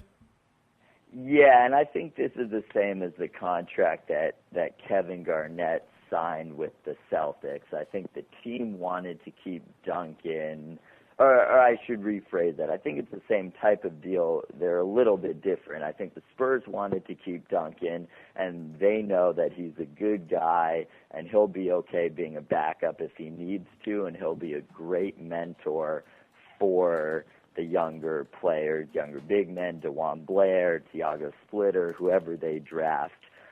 So I think they signed him to start for another year and see if he can have a year like he did last year. And worst case, you've got one of the greatest big men to ever play the game as a mentor. Garnett with the Celtics, same type of thing, but I think the difference is Duncan will only be a Spur. They'll never trade him, whereas Garnett, when he signed that 3-year, $36 million deal, I saw it as the Celtics having him for one more year, getting all they could, and then trading him to a team that needs big man help for years 2 and 3 if need be, if he's not at the same level. But yeah, I definitely think this is Duncan's last contract, and it was good for the team. He's the face of the franchise, even with Parker obviously being the young star and all their young players. But I think it was a move of respect, and he and Popovich will kind of finish it out together like they should. I think Popovich will keep coaching, but they'll end the era the right way. You know, I want to ask you guys this. Is Kevin Garnett, when he goes to the Hall of Fame, does he go in as a Celtic or a Timberwolf? He won his title with the Celtics, won his only MVP with the Timberwolves. Let's go with Andy first. Celtic. Celtic, okay. Yeah, I think he'll be remembered more just for what he did in Boston. You know, if Minnesota was relevant, maybe. Just because at the end of the day, he'll play. I mean, with the 3 years, he'll play 7 years in Boston. What do you think about that, Joe? Is he a Hall of Famer as a Celtic or a Timberwolf? Yeah, I agree. As a Celtic, as good as he was with the T-Wolves, and he was the only reason that they were relevant, definitely not vice versa. He had the one season where they were relevant when he won the MVP. They won 50-something games and were the first seed in the playoffs and lost. That season, he was incredible, as he has been for almost his whole career, but that was the only year that Minnesota was relevant. And so I think, like Andy said, the championships in Boston, everyone knowing him, even the controversies surrounding him. We talked a couple years ago on air about the Charlie Villanueva scuffle where he supposedly made the cancer remark. Even that was Boston. So just in terms of publicity and everyone knowing him in Boston, Garnett was a Hall of Famer who changed the game if he never left Minnesota. But he did won the title in Boston, will continue to make the playoffs every year in Boston till he's done or till he leaves. I think he goes in as one of the Celtic greats. You know, and also he seems to have a pretty close relationship with Bill Russell. I remember after the 2008 title, he went up to him and said, "Do we make you proud?" And Bill Russell, of course, a Celtic great. So probably going in as a member of the Seas. Other free agent moves, Pacers looks like they're keeping Roy Hibbert. How close really was Roy to leaving Indiana? I don't think he was close, but I think it was important that the Pacers stepped up and showed that he's their guy.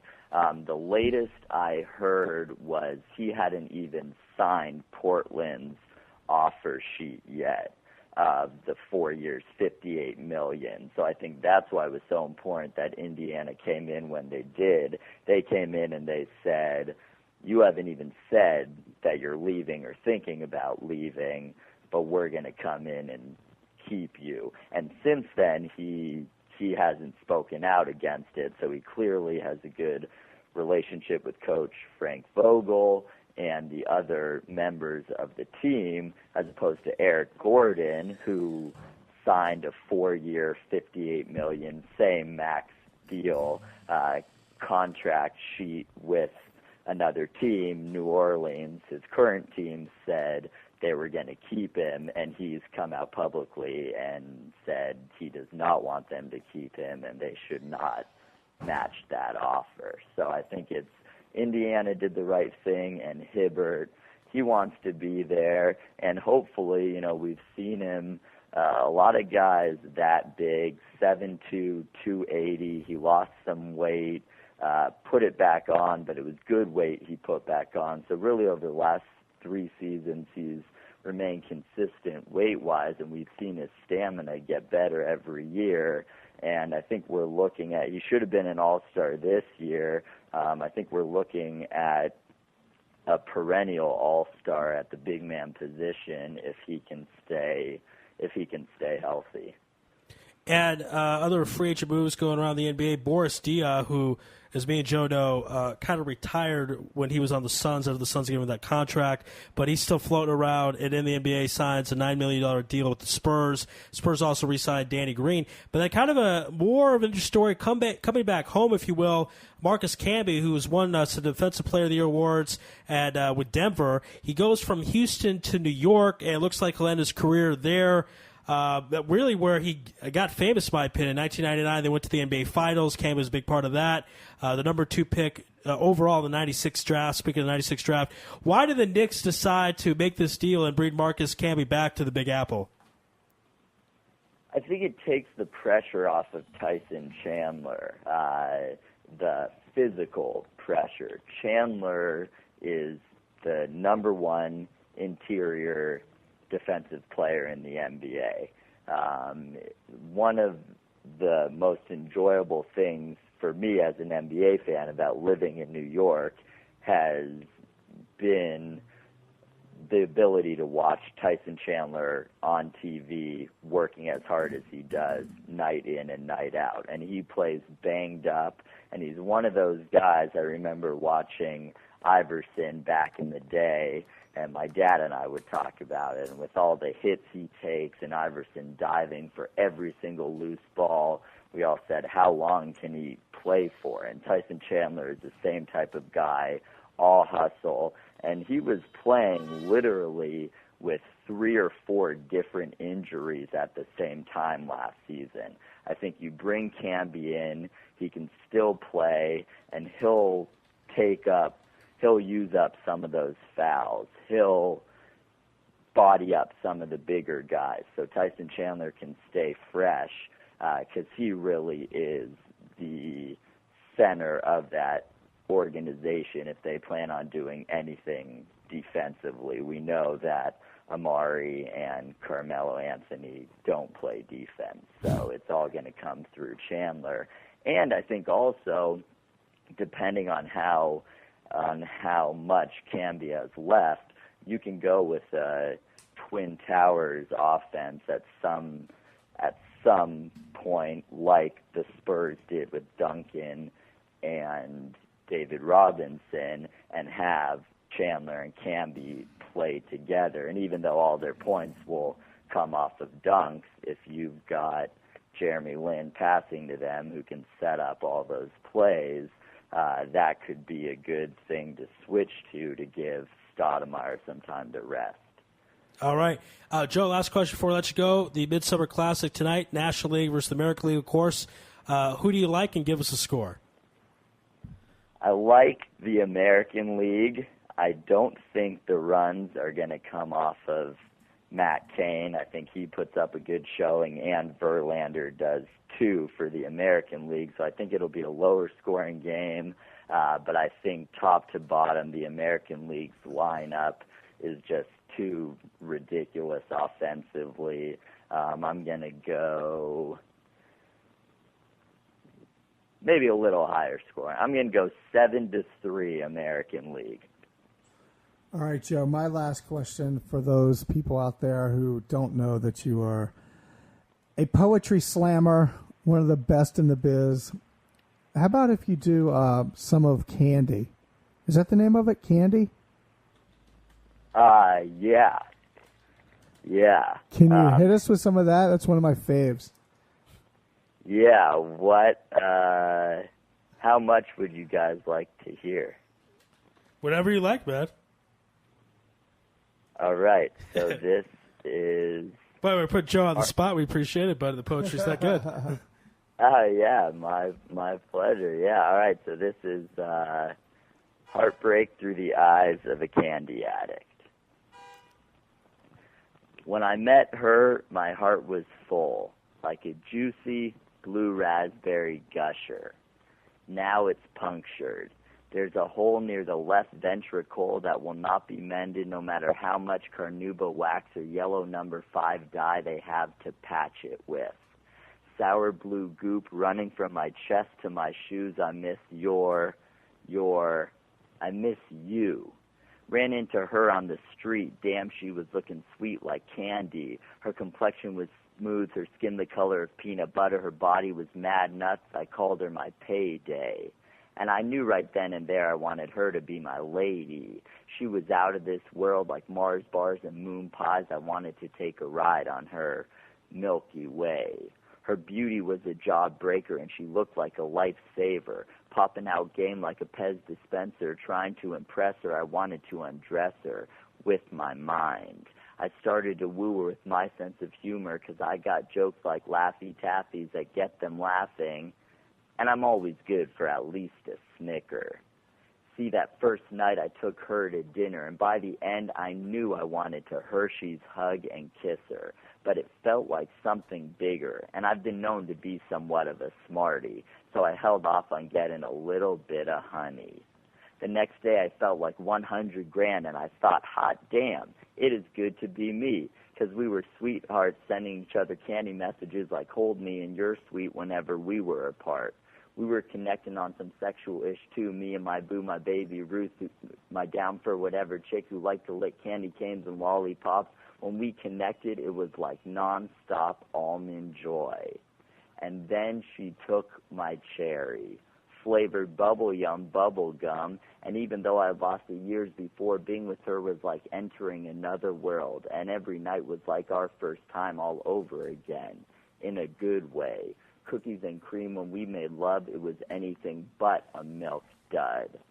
Our sex was like a box of Red Hots, and our relationship was smooth like butter. No speed bumps, no peanuts, just these nuts and our love. And I was sure I'd put my jelly in her belly and we make it real far, and pretty soon we'd be smoking those congrats it's a boy bubble gum cigars. Before things soured, I thought we'd have a patch of kids, because even though I'm a nerd, I was able to rope her in like a Swedish fish. Now, I'm no nutritionist, but I know that she was good for me. Now, up till then, everything had been like Annabelle Candy. You know, I looked like a big hunk, and Abba Zaba, she was a fan of me, and I absolutely wanted to be her sugar daddy. Alas, it wasn't meant to be. We unraveled like Twizzlers, pull and peel. Our love turned to toxic waste, and we were lobbing warheads back and forth, making that puckered lip sour face. From sweethearts to sweet tarts to throwing sour punches like kids, it all happened so fast. And then before long, she was gone, leaving me without so much as a final marshmallow peep. Now my heart is heavy and my hand is unsteady, and I'm unable or unready to move on. I need a bubble tape Band-Aid to paste my heart back together, because she broke it into a million Reese's Pieces. And I can't get rid of her scent, so juicy she's stuck on me like juji fruits in my teeth. The worst part, she popped my heart like a pop rock, and all I've got to show for my candy girl is a mouthful of dirty, rotten cavities. Wow. Nice. That was Love awesome. it. All right, where can they get the book, Joe? Thank you, guys.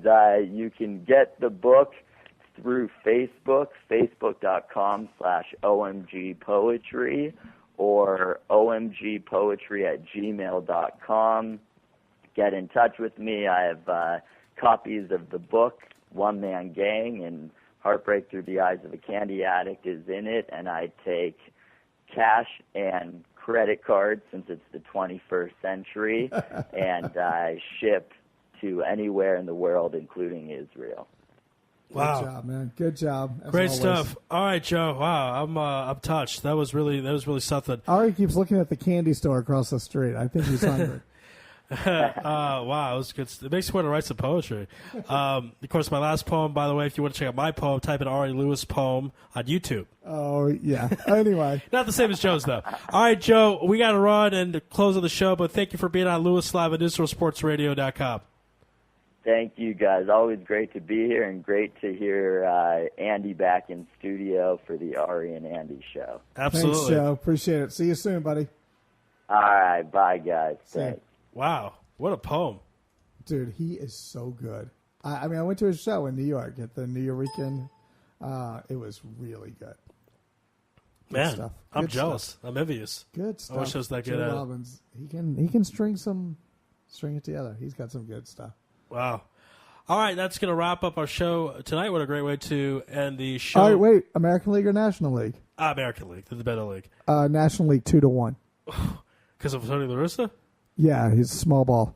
I think Hamilton's going to hit a home run, and Chipper Jones, he won't be the MVP because the National League won't win. But I don't think they're going to groom a pitch to him either. But I think Hamilton goes log. Quick broadcasting note tomorrow night. Andy will be on assignment, so he won't be with us here in studio. But we will have Jim Williams at 10 p.m., Yossi G at 9:30, and at 10:30 we have Andy Dorff from NBC's Dorff on Sports. Great stuff there. Tomorrow night, Thursday special IFL show as Brandon McDougall will come on. Of course, free agent at this point. Wow. And we know Are there that any rumors out there? there's one or two rumors out there. So Brandon may answer those rumors or he may not. You have to tune in to find out. ISR's version of The Decision. Pretty much. Want to thank everyone who is on tonight's program. Of course, the voice of Baltimore sports, Deep Voice Brian, who says you got to kind of stick with your kicker because there's not that many out there anyways, even though he really pulled a Mike Vanchak there. Clarity Carter, who made a great point about... Idiot kicker. Oh, the idiot kicker, right. Clarity Carter making that great point about Tony La Russa managing when he works for Major League Baseball. That is a bit of a problem, I would say. Just a tad. Ari Bluestein saying that the Phillies deserve to send some members to the All-Star game despite how bad their team sucks. And Joe Robbins talking about candy and love. And love for candy. That pretty much wraps it up. All right, my friend, giddy up. Good night, Jerusalem. God bless the good night.